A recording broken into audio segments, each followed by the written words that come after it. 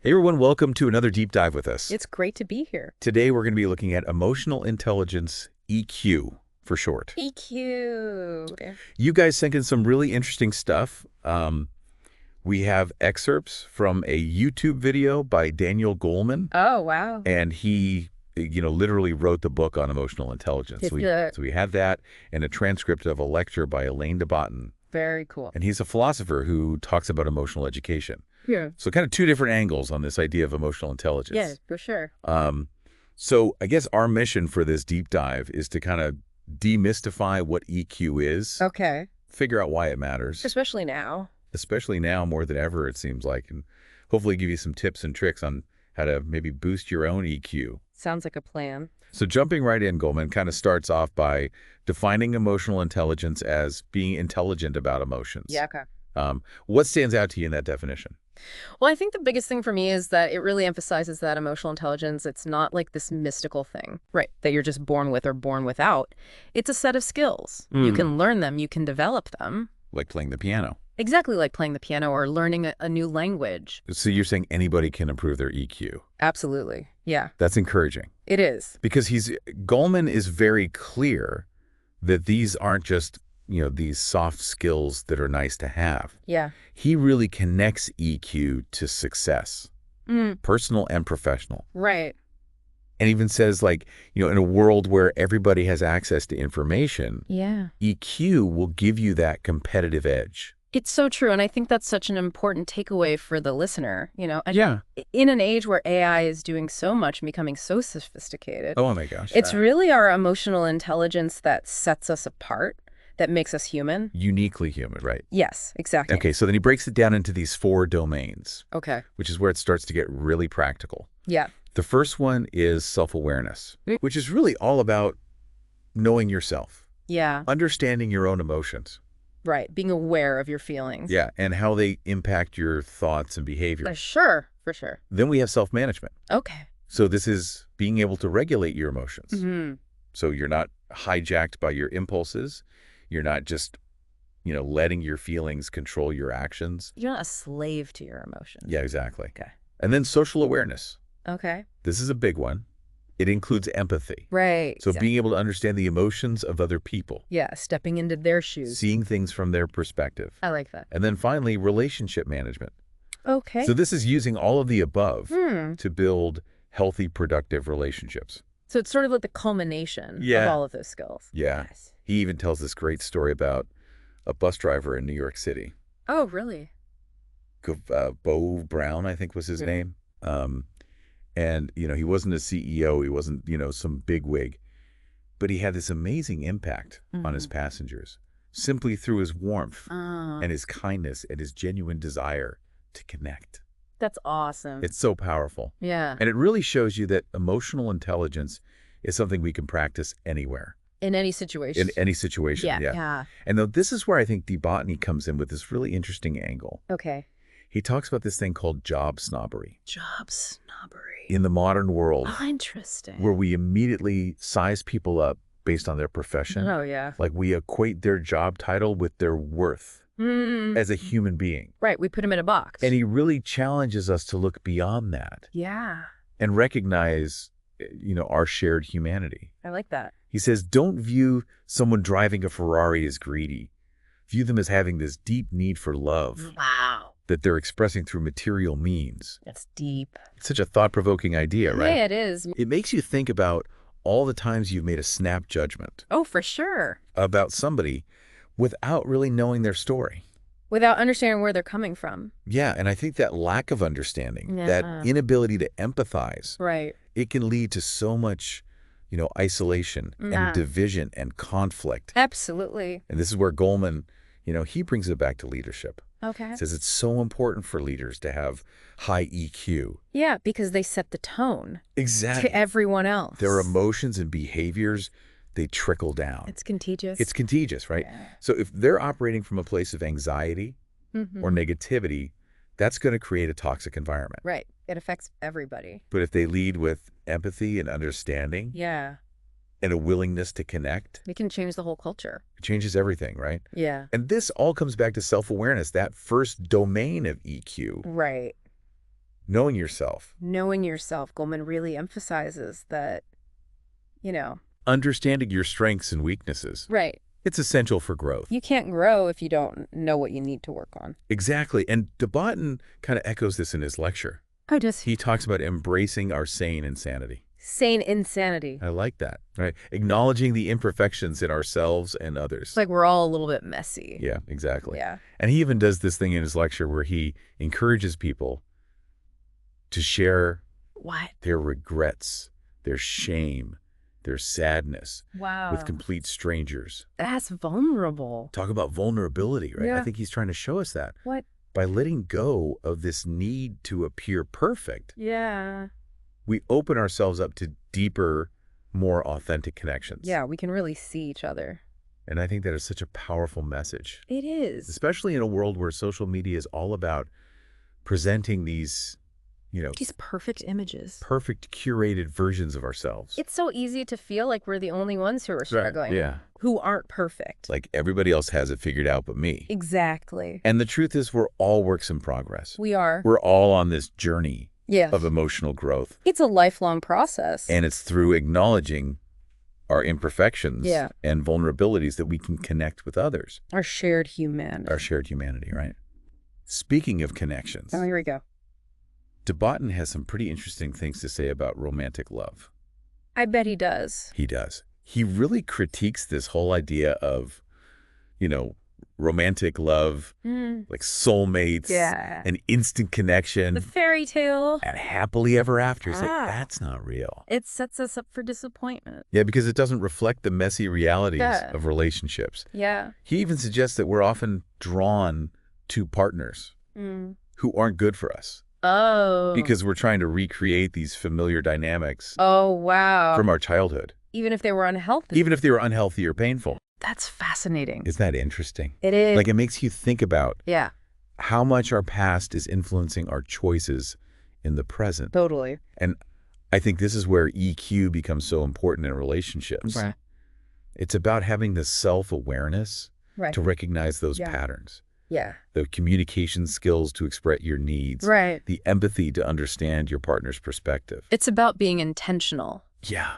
Moving away from those knee-jerk reactions. Right. And choosing to respond with more compassion. Yeah, I love that. Okay, so we've covered a lot of ground here. We have. But I feel like we're just getting started. There's so much more to explore. There's so much more. When we come back, we're going to dive even deeper into the practical side of things. Okay. Like, what can you actually do to boost your EQ?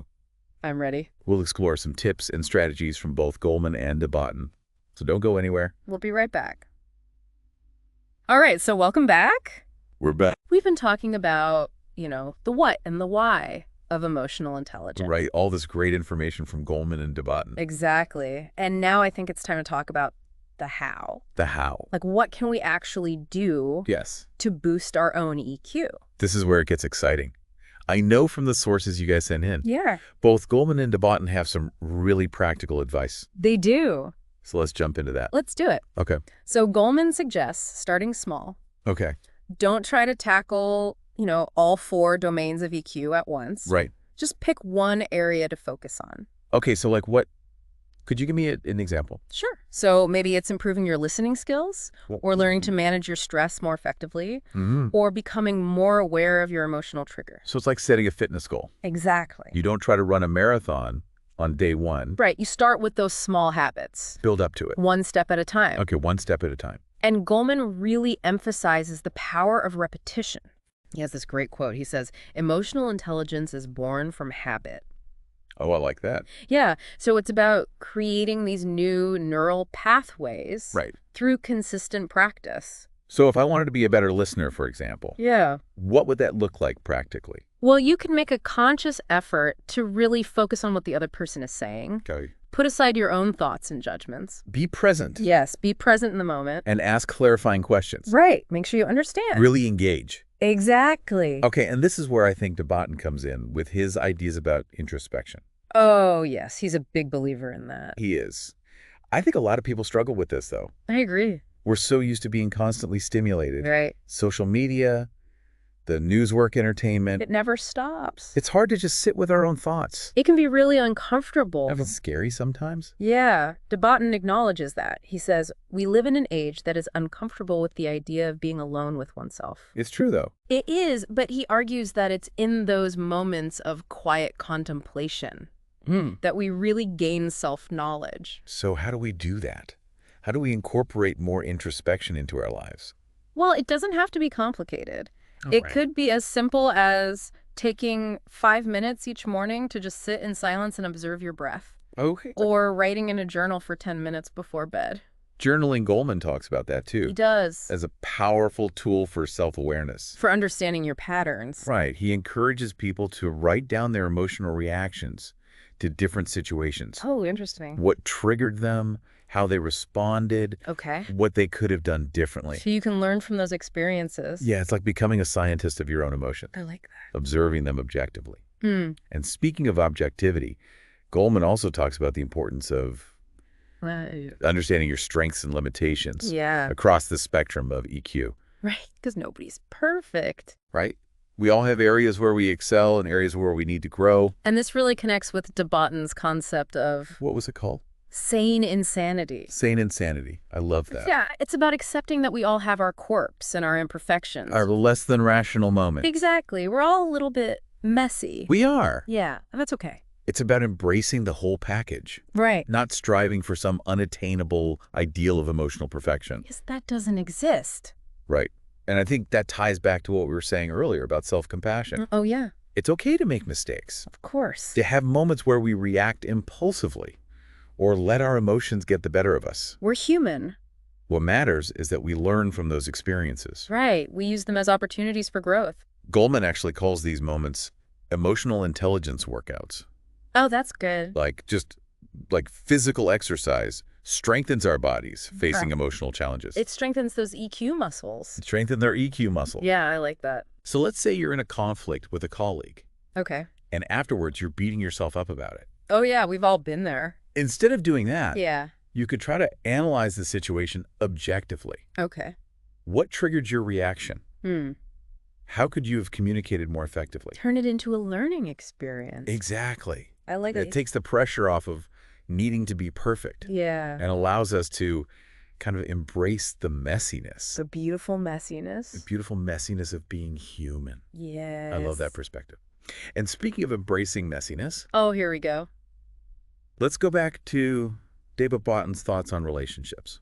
Right. He had this really interesting idea about how we can create, More authentic connection. more authentic connection. I'm intrigued. So instead of trying to impress each other Yeah. with our accomplishments, Right. Our perfect facades. he's saying, what if we shared our anxieties, Wow. our regrets, Our brokenness. our brokenness? Be vulnerable. Be vulnerable. That's scary, It is scary. but also powerful. I think it could be incredibly liberating. Yeah, and connecting. Connecting. Because it's like we're saying, hey, I'm not perfect, Right. and that's okay. And you don't have to be perfect either. We can be real with each other. Yeah, we're all in this together. Exactly. We all have our struggles. And it's through sharing those vulnerabilities Yeah. that we build genuine empathy and understanding. I love that. So much of what we've been talking about today really comes down to that empathy, understanding, connection. Yeah. And both Goleman and Debatten seem to believe that emotional intelligence is the key Oh, I agree. to cultivating those qualities. For sure. Not just in our personal lives, But in the world.